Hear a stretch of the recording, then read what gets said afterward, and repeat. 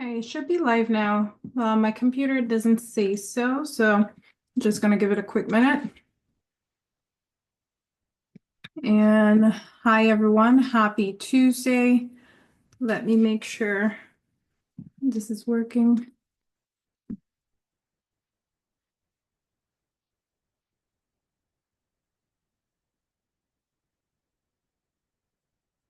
All right, so if you are catching me live, hashtag live. If you're catching the replay, hashtag replay. I would love to be able to interact with you and answer any questions that you have. So definitely let me know. So today's topic, if you want to serve impactfully in the climate we are living in, strategy is not an option, it's a must. And strategic planning and capacity building are the two things I focus on and Savage Coaching and Consulting LLC, because I understand as an entrepreneur, there are some lessons I may have that a lot of nonprofit leaders may not have the time for, because you are focused on making sure that the people you are serving are receiving the best help possible.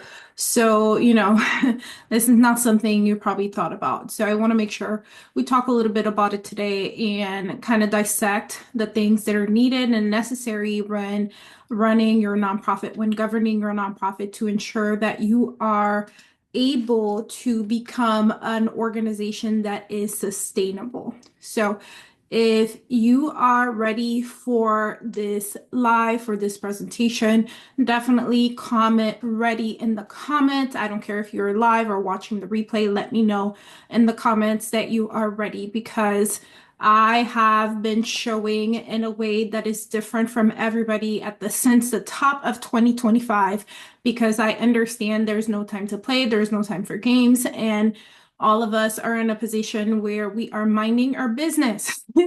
Mind your business and get to work. Okay.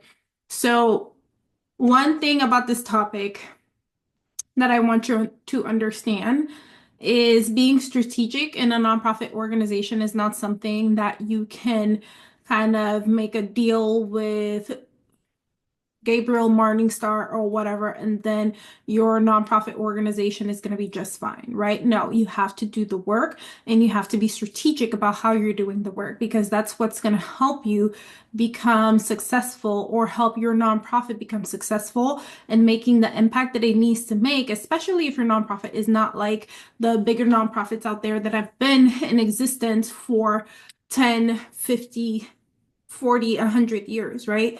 You are trying to get your nonprofits to a position where it becomes sustainable. And if your organization is doing just fine, you want to make sure that the systems, they're evolving with the time. So that's a conversation for another day, right? But my question for you in terms of being strategic with your nonprofit organization, I asked that on a post that was very popular. It got a lot of people thinking. But if a grantor or funder handed you handed your nonprofit organization $500,000 today, would you know how to use it? How you're going to use it? Because a lot of people, when they hear $500,000, they're excited, like, oh yeah, we can spend that money, can you?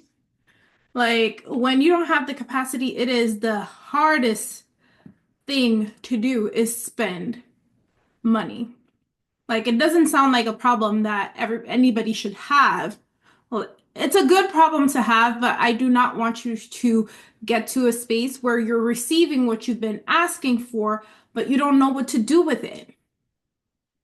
So, if that is an issue that is posing itself, like in the life of your nonprofit, the existence of your nonprofit, I want you to really sit down and think about, okay, like, what am I missing? How do I not know what I'm going to spend $500,000 on?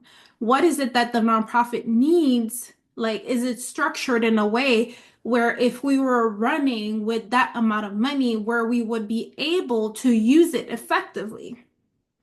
Because then so many nonprofits have no idea what their budgets are going to look like, or what it looks like, or what staff they need to make sure that they're being impactful, because they're so focused on getting volunteers, and because they just want to one up on people and not pay them, they're just focusing on volunteers, but then also not realizing you still need paid staff.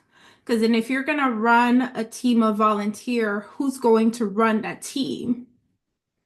Did you think about that? Because then if you keep bringing volunteers to manage volunteers, there's a lack of consistency and sustainability that exists within the nonprofit organization that you do not want to deal with. So I digress with that, because then I cannot convince you to see the value of increasing or making sure that your nonprofit organization has a model where it is empowering people to work and do things for the organization and help grow its impact. So I really want you to sit down and think about the minute things. So let's go back to the top, 500K. You get 500K in funds. What are you going to do exactly with it? How are you going to use that money in your nonprofit organization? Like, if you have a program, how much money does it take for this program to function in the best possible way? Like, what do you need to do within your nonprofit organization for this program or service to be delivered to the maximum number of community members? If you know that number, like let's say, in your area, in your district, like you've looked at the data and there are about 50, just throwing numbers out there. They're not real, okay? So they're not real, don't come for me. There are 50 women in this district that are going through the problem that your nonprofit helps people with. So how is your organization going to be able to serve those 50 women? How many people do you need on the staff? What capacity does your organization need to ensure you're able to provide hands-on support or whatever the program delivers to these 50 women? Do you need a navigator? Do you need a social worker? What is it that you need? Have you listed the needs for this program to be delivered in the best way possible? Because I always challenge people to list what your program would need if it was running at full capacity. List what it would need. And then from there, you have to figure out, okay, we do not have the capacity for that.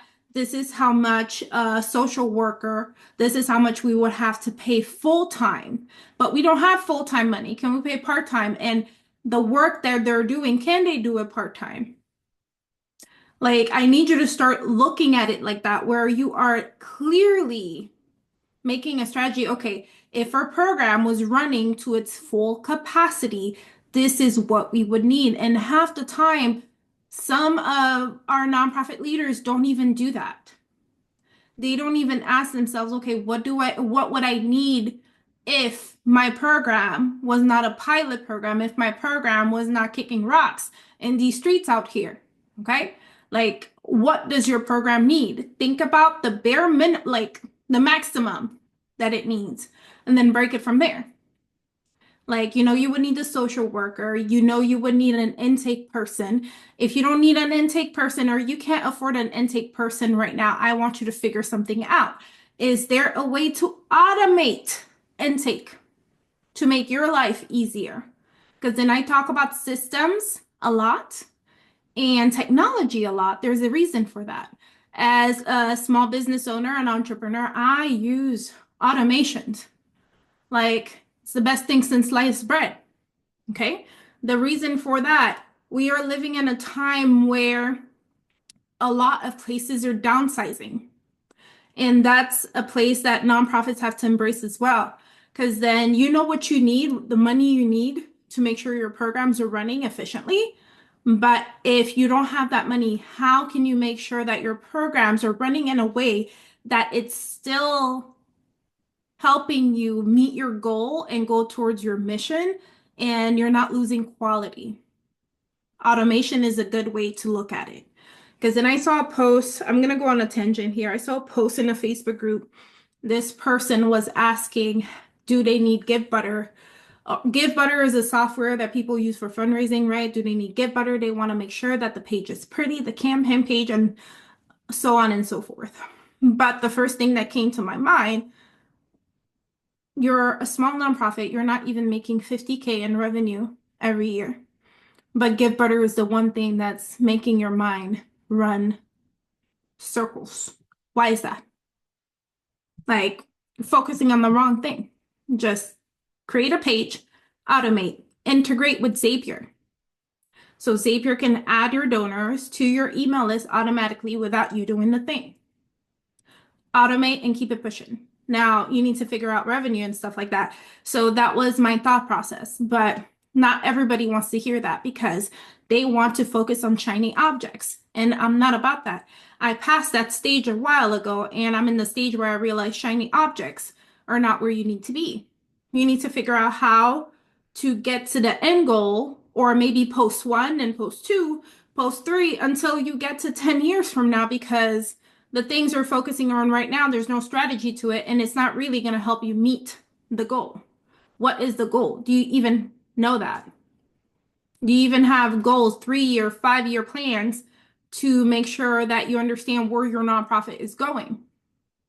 So if you're smaller, you don't have the money to hire the staff that you need, think about automations and technology and how they're going to assist, how it's going to assist you in getting to a point where you can hire more staff. Okay, don't just focus on we don't have the money for this, we don't have the money for that. Okay, what can you do? What can you do to make sure that you do not feel this absence? Because then there's a group for grants, nonprofit grants on Facebook. Y'all, when I say I go on the groups and sometimes I look at the comments, my face, I'm so glad.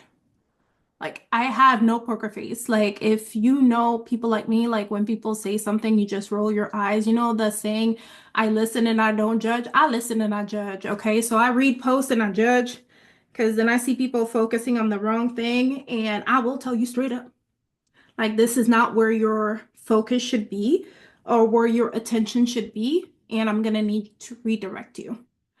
Because then what does it matter right now?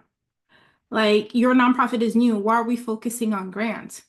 You don't even have a relationship with the community. You have no recognition in your community.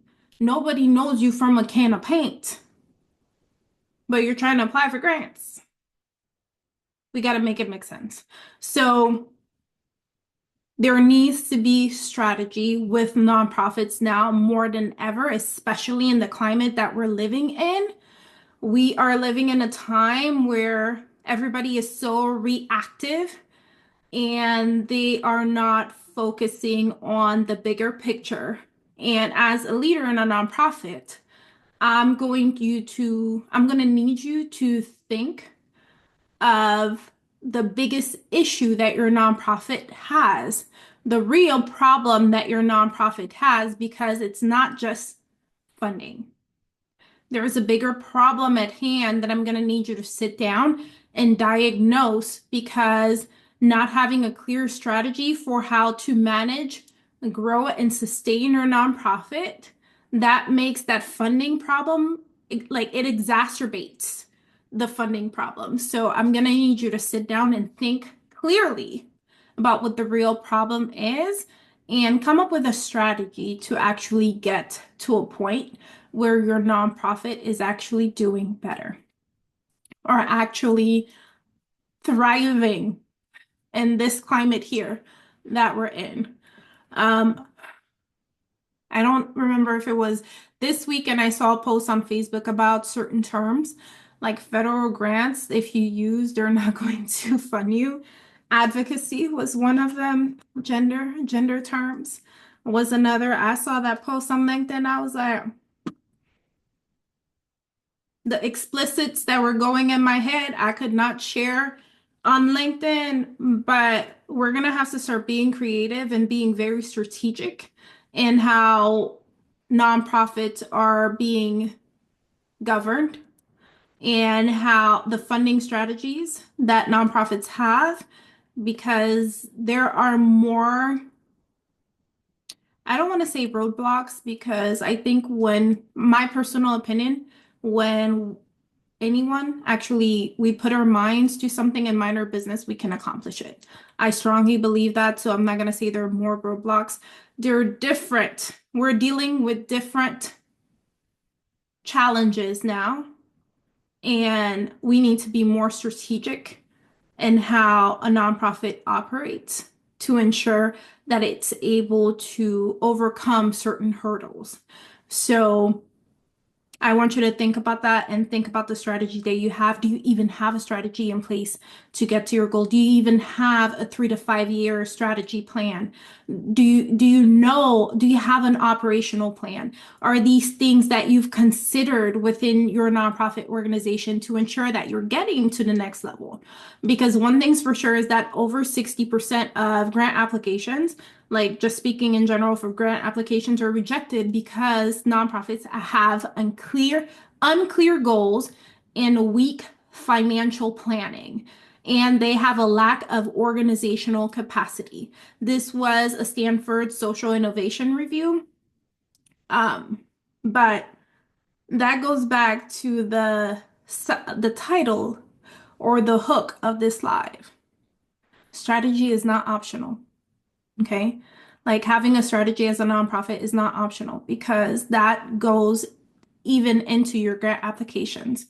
Because when you have a strategy, your goals are clear and crisp. Nobody doubts what your goals are. They know exactly what they are. Your financial planning, you know exactly where you're trying to go, and your financial planning makes sense because you actually have a goal, right? Because then let's say this year we only had one person on staff, paid staff. We know with the efforts that we're making, everybody has their assignments. This one person has their assignment, fundraising assignments. They know what they're doing. They know how many corporate sponsors they're supposed to be reaching to. They know how many grants they're supposed to apply to for the year. They know what they're supposed to be doing, right?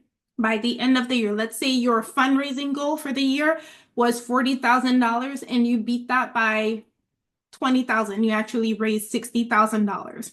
That's basically great because you actually followed your plan. You followed the plan you had in place.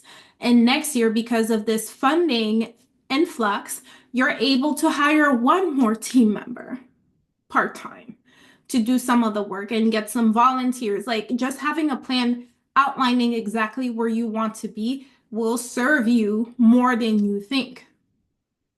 Like, don't think you just write a plan and then leave it on the wayside. Nobody has to look at the plan anymore. No, you have to write something that makes sense, that has the timeline makes sense, and it is realistic. Like, I'm sure you've heard of, how do you call these goals again? Oh my God, SMART goals. So SMART goals, there's and that thing makes sense. Okay, it has to be realistic, it has to be timely. Like the other letter is probably not, but me, it's realistic and timely. Is this something realistic that I can accomplish within this time frame? You need to think about that. Like have a strategic plan, an operational plan in place for you to meet your goals by the end of 2025. Now, what does that look like? It depends on your organization. Not everybody's going to tell you what to do with your organization. But one thing's for sure is that if you don't have a clear revenue model, you're not ready for sustainable funding. If you have no systems to track donor impact, you're not ready for big donations. If you can't articulate your strategy in a proposal, you're not ready for grants. So these things, all of these things are things that are realistic, and I want you to start sitting down and thinking about it. You may not like what I have to say because I'm being objective about it and I'm not putting my feelings in it, but it's the truth that you need to hear. Nonprofits are not going to do well if they're just hoping for funding. Hope is for the church pews. It's not for real life. Okay? So we can't just hope for funding. You have to build a strategy that attracts and retain it. That's exactly what I encourage my clients to do, because there is a difference between leading a nonprofit organization with hope and also leading it with like being a true leader and leading it with strategy. A leader who is only saying, I hope we can do this. Our mission is so great. We're going to do amazing. No. Okay. Get it together. That's all I can say. Get it together. Because then hope is great to have. Faith is great to have. But if you are, what is it? Faith without works is dead. I think that's what the verse says, right? So I'm gonna need people to get out of hope land and really get into action mode. Because that lack of action and strategy that I'm noticing, that a lot of people are just complaining because they love to complain, is not going to work. I need you to actually come up with a strategy that's going to help your nonprofit do better and become more sustainable. You know, build your recognition, become grant ready, actually do something. Record whatever impact you're doing, start sharing stories, start being a little bit more um, cognizant of the impact you're actually making. Because you may say you're making an impact, but are you really? Like, are you actually evaluating the work that you're doing to see if it's actually making an impact in the lives of people? Do you touch base with them maybe in a few years to see how your program served them? Do you have any of that in place? Because these are the things that I want you to start thinking about, because you need to make sure that your organization and the work that it does is data driven as well. So, what strategies do you have in place that are going to help you do that? Okay. Now, the one thing I know is that with Savage Coaching and Consulting, the best way to work with us is to sign up for a 90-minute strategy session where we work for 90 minutes on strategy for your nonprofit organization, and that you can start implementing right away. And I will not lie to you, what you see is what you get. Now, if you want somebody to tell you that everything is fine, I am not it. If you want someone to tell you the truth and like start working with you and thinking about directions that you can go in and what actions you can take to actually change the trajectory that you're on, definitely book a strategy session. Um, with that said, if you're looking for like funding strategy, definitely we can work on that as well. Just come in, book a 90-minute strategy session, and then we'll talk a little bit more about what that looks like. I will put the link in the comments once I am done here, because then I have too many screens open. I can't focus on that. But if you have any questions, please drop them in the comments, because I want to answer any questions live, because I see some people are live. I don't know who's live right now. But if you have any questions, just drop them in the comments. If you're watching the replay, drop them in the comments as well. I do come back and respond. But that's it for me. And in the process, let me go get the link for the strategy session. If you are ready to book your strategy session for your nonprofit organization, because your board members, whoever's on the leadership team, definitely can hop on so we can talk about strategy and what your nonprofit needs to be doing in the next 3 to 5 years. Well, in the strategy session, we only have time to focus on the next 3 to 6 months. But that is definitely something that you need to start working on, is what strategy your nonprofit is going to be implementing to get to become sustainable and increase its impact. But I'm going to put it in the chat right now.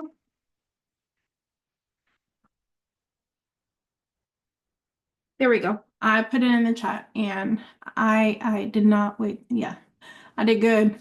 Like, if y'all, whoever watches me, you know I cannot do type and go live at once. But anyways, if you have any questions, drop them in the chat. I'm gonna go now, and I hope everybody has an amazing rest of their day and week. You'll probably see me again at the end of the week, and definitely let me know if you have any questions. We can definitely talk some more about what strategy for your nonprofit looks like. If you have more questions, definitely send me a DM. But thank you so much for joining me. And please don't forget to comment hashtag live or hashtag replay. Facebook sends this to more people when there are more comments, just letting you know. Anyways, bye y'all. Thank you.